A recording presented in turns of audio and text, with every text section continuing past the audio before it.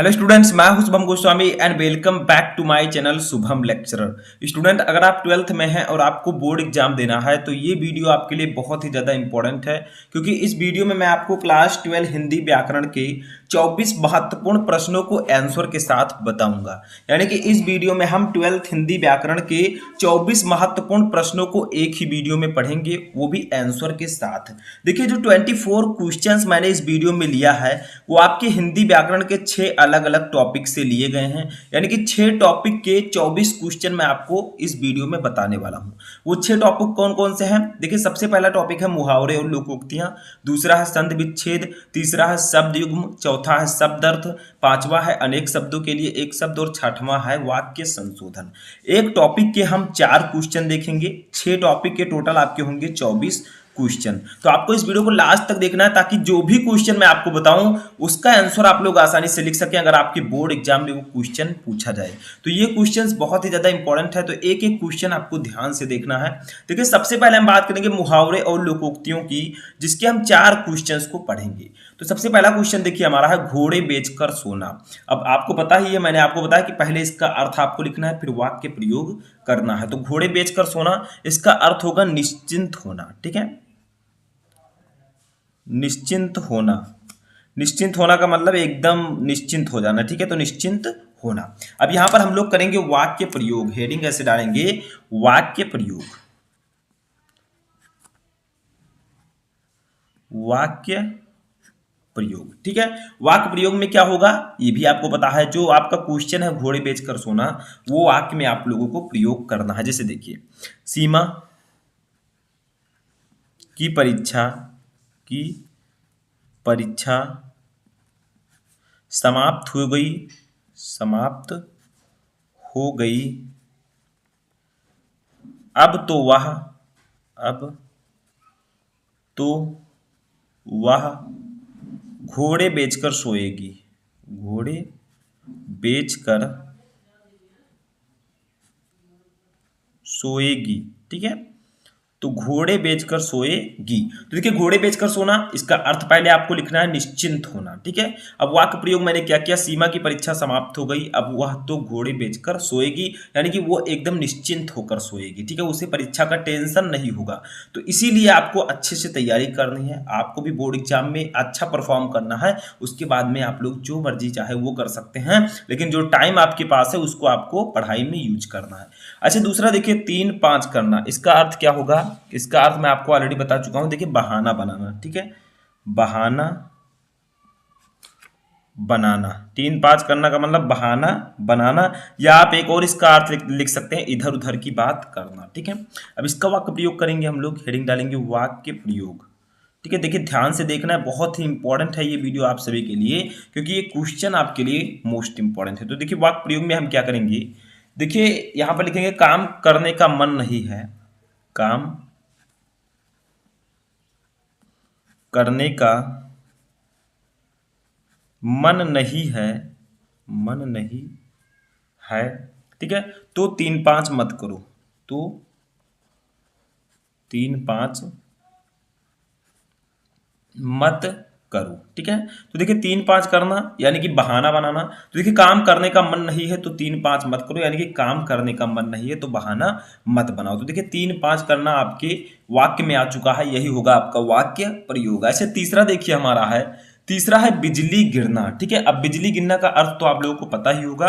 देखिए, घोर विपत्ति आना। ठीक है, घोर विपत्ति आना, घोर विपत्ति आना। बिजली गिरना का मतलब घोर विपत्ति आना या फिर घोर संकट आना। अब इसका वाक्य प्रयोग हम लोग यहां पर करेंगे, हेडिंग डालेंगे वाक्य प्रयोग। ठीक है, तो हमने हेडिंग डाला वाक्य प्रयोग। अब चलिए वाक्य प्रयोग इसका करते हैं। तो इसका वाक्य प्रयोग करेंगे खलिहान में आग लग जाना। ठीक है, खलिहान में आग लग जाना, आग लग जाना। किसान पर, किसान पर बिजली गिरने जैसा था, किसान पर बिजली गिरने जैसा था, बिजली गिरने जैसा था। ठीक है, तो बिजली गिरना यानी कि घोर विपत्ति आना। वाक्य प्रयोग में क्या लिखेंगे? खलिहान में आग लग जाना किसान पर बिजली गिरने जैसा था, यानी कि जब खलिहान में आग लग जाए वो किसान पर घोर विपत्ति आने जैसा है। ठीक है, क्योंकि किसान बहुत मेहनत से फसल उगाता है और उसमें अगर आग लग जाए तो क्या होगा? किसान पर घोर विपत्ति आ जाएगा, उस पर बिजली गिर जाएगी। ठीक है, तो ये आपका वाक्य प्रयोग हो जाएगा। चलिए चौथा मुहावरा देखते हैं। तो देखिए चौथा हमारा है लोहा लेना। लोहा लेना का मतलब साहस पूर्वक सामना करना। ठीक है, लोहा लेने का मतलब साहस पूर्वक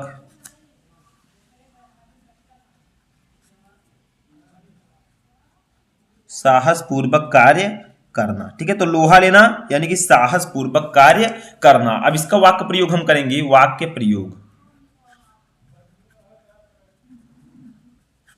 प्रयोग हेडिंग डालेंगे। ठीक है, और यहां पर इसका वाक्य प्रयोग करेंगे। तो देखिए क्या लिखेंगे हम कि हमें हर मुश्किल से लोहा लेना चाहिए।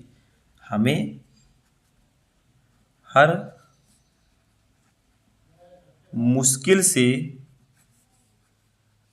से लोहा लेना चाहिए। लोहा लेना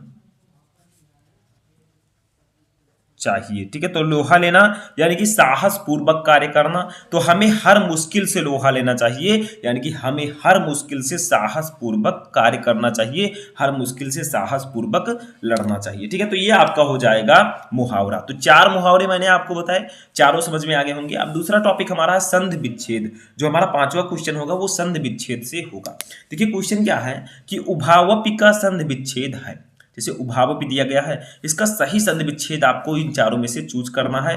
काखा गाखा करके 4 ऑप्शंस आपके पास होंगे। तो देखिए का है उभौधन अपि, खा है उभाधन वपि, गा है उभधन औपि, घा है उभधन औपि।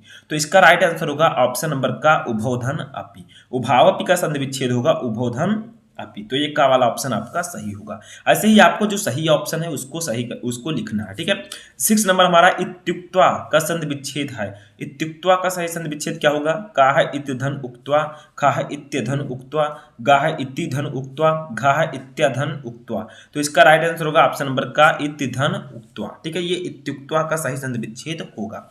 नेक्स्ट हमारा है 7वां क्वेश्चन, सचिंद्र का संधि विच्छेद है। सचिंद्र का सही संधि विच्छेद क्या होगा? का है सची धन इंद्र, खा है सच धन इंद्र, गा है सच धन इंद्र, घा है सची धन इंद्र। तो इसका राइट आंसर होगा ऑप्शन नंबर का सची धन इंद्र। ठीक है, ये सचिंद्र का सही संधि विच्छेद होगा। देखिए हमारा 8वां क्वेश्चन अब आता है। ठीक है, हमारा जो लास्ट संधि विच्छेद है यह है व्यवधान का सही संधि विच्छेद क्या है? बहुत इंपॉर्टेंट है व्यवधान। का है विधन अवधान, खा है व्यधन अधान, गा है व्यवधन अधान, घा है व्यधन अवधान। तो इसका राइट आंसर होगा ऑप्शन नंबर का विधन अवधान। ठीक है, ये व्यवधान का सही संधि विच्छेद होगा। ठीक है, तो इसी प्रकार से आपको संधि विच्छेद जो सही है उसको आपको चूज करके यहाँ पर लिखना है। ठीक है, तो जितना ज्यादा क्वेश्चन आप सॉल्व किए रहेंगे उतना ज्यादा आसानी होगी आपकी बोर्ड एग्जाम में। चलिए नेक्स्ट क्वेश्चन देखते हैं। तो देखिए हमारा जो नेक्स्ट क्वेश्चन है वो हमारे तीसरे टॉपिक से है, शब्द युग्म से।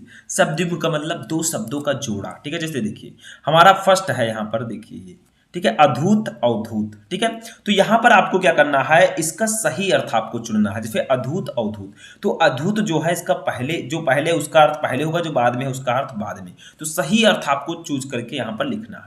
का है अछूत और साधु, खा है भयरहित और योगी, गा है भोगी और योगी, घा है योगी और भोगी। तो देखिए अधूत अवधूत का सही अर्थ होगा भय रहित और योगी। ठीक है, क्योंकि अधूत का मतलब होगा भय रहित, जो पहले उसका अर्थ पहले। ठीक है, अवधूत का मतलब होगा योगी, तो भय रहित और योगी इसका राइट आंसर होगा।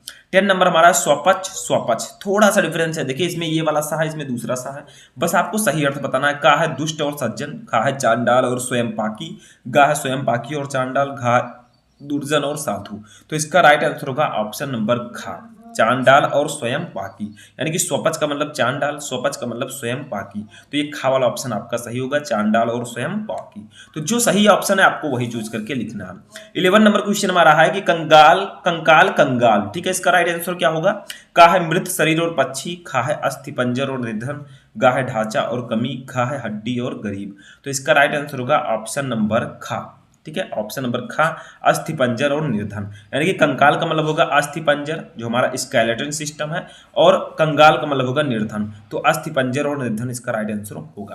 12 नंबर क्वेश्चन हमारा है वृत्त वित्त। ठीक है, इसका राइट आंसर क्या होगा?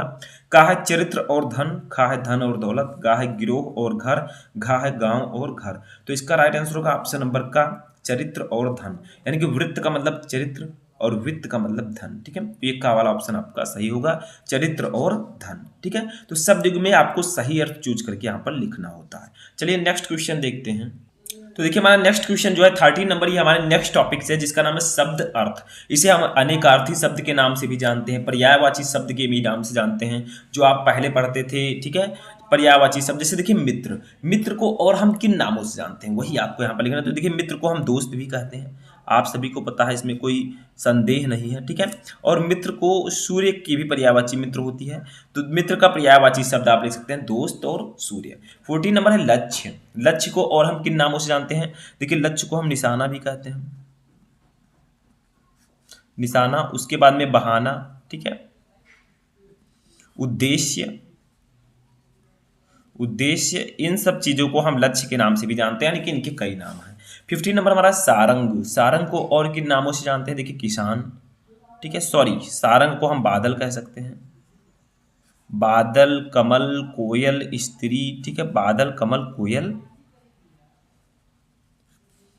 स्त्री, रात्रि। ठीक है, तो कई मैंने आपको यहाँ पर बता दिया, जो आपको अच्छा लगे वो आप लिख सकते हैं। ठीक है, 16 नंबर हमारा है हलधर।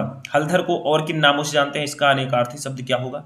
देखिए बलराम, हलधर का आप बलराम लिख सकते हैं, उसके बाद में किसान लिख सकते हैं, बैल लिख सकते हैं। ठीक है, ये सब हलधर के पर्यायवाची शब्द होंगे, यानी कि अनेकार्थी शब्द होंगे। ठीक है, समझ में आ रहा है? ऐसे ही आपको लिखना है, आपसे दो दो पूछा जाएगा, आप दो दो लिखिएगा। ठीक है, नेक्स्ट हमारा टॉपिक है, नेक्स्ट क्वेश्चन है 17 नंबर, नेक्स्ट टॉपिक से, जिसका नाम है अनेक शब्दों के लिए एक शब्द। शायद ये सब आपको पता हो, अनेक शब्दों के लिए एक शब्द का मतलब, जैसे देखिए पुरुष जिसका विवाह हुआ हो उसे हम एक शब्द में क्या कह सकते हैं?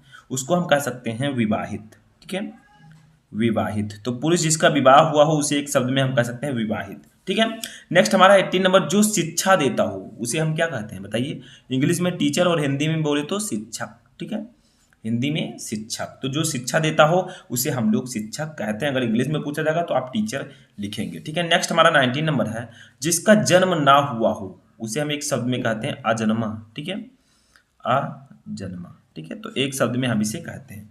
नेक्स्ट हमारा देखिए है लास्ट वाला 20 नंबर, विदेश में रहने वाला। अब उसको क्या कहते हैं? सभी को पता है, बताइए? विदेशी। ठीक है, विदेश में रहने वाले को हम कहते हैं विदेशी। तो इसी प्रकार से आपको अनेक शब्दों के लिए एक शब्द को सॉल्व करना है। बहुत ही सिंपल तरीका है, आपको कई शब्द दिए रहेंगे, उसके लिए आपको एक शब्द चुनना है। ठीक है, ये आपको पता चल चुका होगा। चलिए नेक्स्ट टॉपिक देखते हैं। तो देखिए हमारा 21 नंबर जो क्वेश्चन है हमारे नेक्स्ट टॉपिक से, जिसका नाम है वाक्य संशोधन। वाक्य संशोधन का मतलब वाक्य को संशोधित करके लिखिए, शुद्ध करके लिखिए। जो वाक्य में गलतियां हैं, त्रुटियां हैं, उनको आपको यहाँ पर सही करना होता है। ठीक है, तो फिर देखिए, वह भगवान पर श्रद्धा रखता है। अब इसमें गलती क्या है? श्रद्धा करता है, वह भगवान पर श्रद्धा करता है, इसमें बहुत गलती है। आप खुद सोच कर देखिए इसमें क्या गलती हो सकती है, वही आपको सही करके लिखना है जो गलती है।